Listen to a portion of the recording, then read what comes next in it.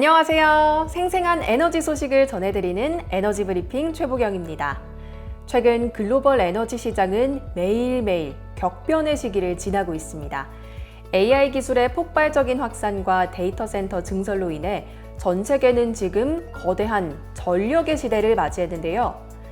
폭발적으로 늘어나는 청정 전력 수요에 대응하기 위해 국내외 에너지 산업의 패러다임 역시 그 어느 때보다 빠르게 재편되는 중입니다. 오늘 에너지 브리핑에서는 발전공 기업의 구조 개편안부터 글로벌 투자 전문가가 바라본 미래 전력 트렌드, 그리고 국내 최초의 SMR 후보지 선정 소식까지 급변하는 에너지 안보의 최전선 이슈들을 집중적으로 짚어보겠습니다. 에너지 브리핑 지금 바로 시작합니다.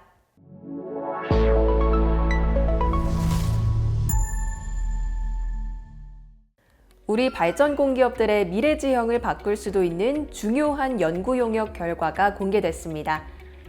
기후에너지 환경부가 발전공 기업 5사를 한 개 회사로 통합하는 방안을 최적의 대안으로 권고한 연구 용역 중간 결과를 발표했습니다. 발전 5사가 단일 법인으로 통합되면 규모의 경제를 통해 재생에너지 사업을 속도감 있게 추진할 수 있을 거라는 기대감이 나오는데요. 통합된 재무 구조를 기반으로 대규모 투자 여력을 확보해 에너지 전환을 주도해야 한다는 평가입니다. 지난 18일 3일 회계법인은 보고회를 통해 이 같은 일사통합안을 권고했습니다. 그동안 발전 5사 체제는 업무가 대동소이함에도 불필요한 경쟁이 심했고 유사기술 분야의 R&D 투자가 중복되는 등 비효율성이 컸다는 지적을 받아왔습니다. 3일 회계법인은 일사통합의 장점으로 국가전환 과제의 실행 주체를 단일화할 수 있다는 점을 꼽았습니다. 해상풍력처럼 막대한 투자비가 필요한 사업을 안정적으로 이끌 수 있고 석탄 화력발전 폐지 과정에서 발생하는 고용 충격 역시 통합법인 차원에서 흡수할 수 있다는 분석입니다.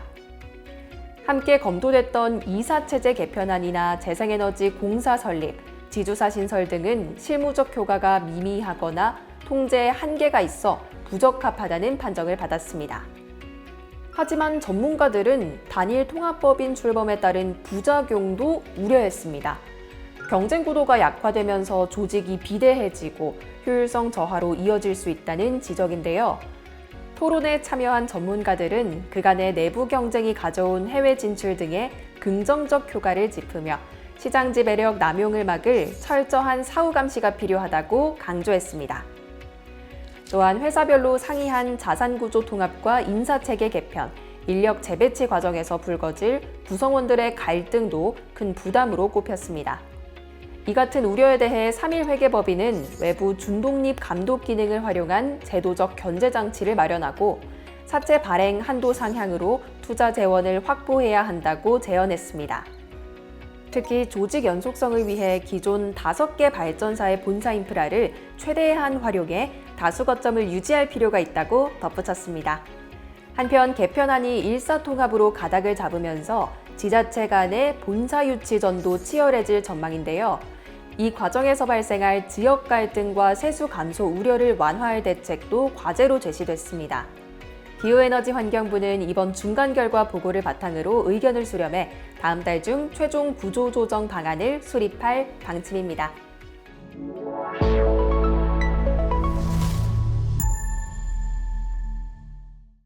인프라 투자 전문가가 진단한 글로벌 에너지 시장의 미래 트렌드를 전해드립니다.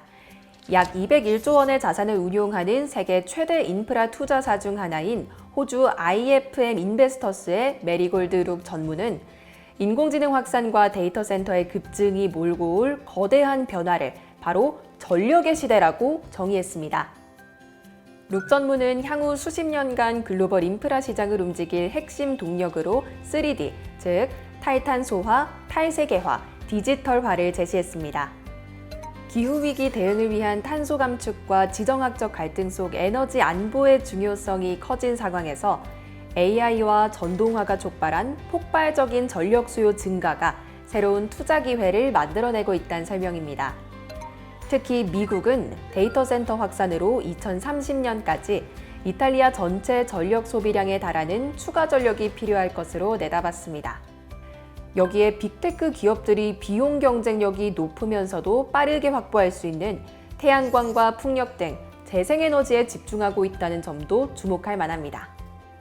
발전시설 설치에 5년 이상 걸리는 가스발전소와 달리 재생에너지는 1년에서 2년이면 가능해 리스크를 줄이면서 AI 성장의 수혜를 누릴 수 있기 때문인데요. 한국 시장에 대한 긍정적인 진단도 이어졌는데요. 한국은 강한 제조업 기반과 청정전력 수요, 우수한 EPC 역량을 갖추고 있어 성장 잠재력이 큰 시장이라고 평가했는데요. 만약 우리나라에 당장 투자한다면 가장 기술적으로 성숙한 태양광, 그 중에서도 안정적인 수익 체계를 기대할 수 있는 지붕형 분상 태양광을 첫손에 꼽았습니다. 다음 투자처로는 재생에너지 확대에 따른 전력 간헐성 문제를 해결할 배터리를 지목하면서 한국이 세계적인 수준의 배터리 제조사를 다수 보유한 점을 강점으로 들었습니다. 반면 수소와 해상풍력에 대해서는 아직 기술 성숙도가 낮고 리스크가 있어 대규모 인프라 투자가 가능해지려면 장기 구매 계약 시장이 먼저 활성화돼야 한다며 신중한 입장을 보였습니다. 끝으로 중동 정세 불안과 관련해 화석연료 수입 의존도를 낮추고 에너지 자립도를 높이는 측면에서도 재생에너지 투자는 더욱 중요해질 것이라며 거대한 에너지 전환을 현실화하기 위해 정부와 기업, 투자자의 유기적인 협력을 강조했습니다.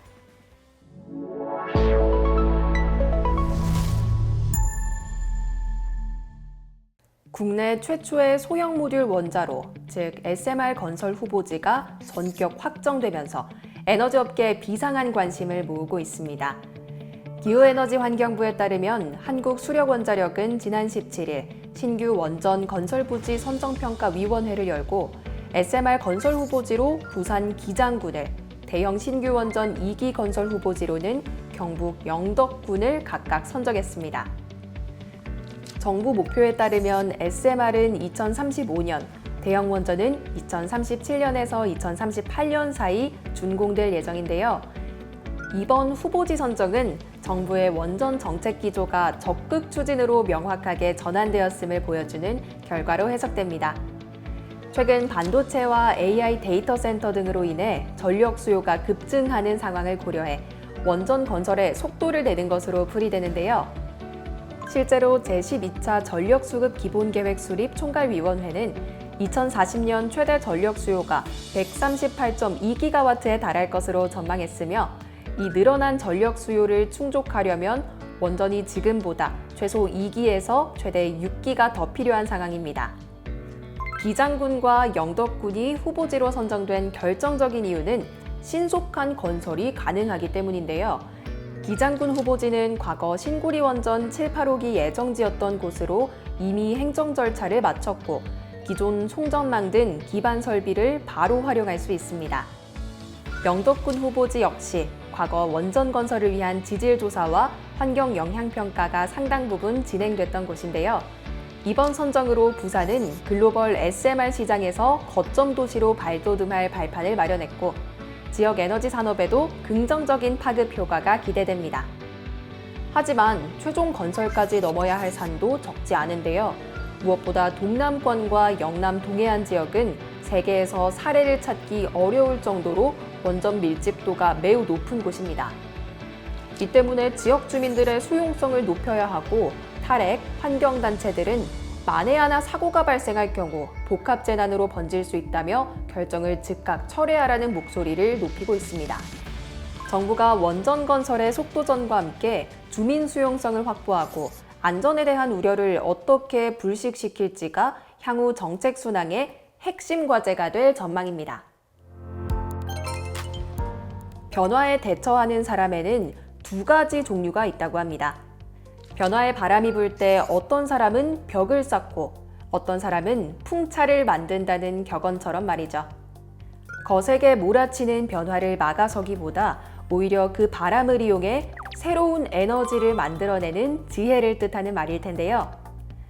지금 우리 앞에 마주한 거대한 전력 패러다임의 전환기 역시 마찬가지일 것입니다. 급변하는 흐름 속에서 위기의 벽을 세우기보다 유연하게 흐름을 타고 우리만의 새로운 동력으로 만들어가야 할 시점일 텐데요. 급변하는 글로벌 정세 속에서 에너지 안보를 지키고 대전환을 이뤄내는 힘은 결국 변화를 두려워하지 않고 한 발 앞서 준비하는 우리의 움직임에서 시작될 겁니다. 미래를 향한 거대한 풍차를 힘차게 돌려나갈 우리 사우 여러분들의 내일을 응원합니다. 지금까지 에너지 브리핑 최보경이었습니다. 다음 브리핑에서 또 만나요.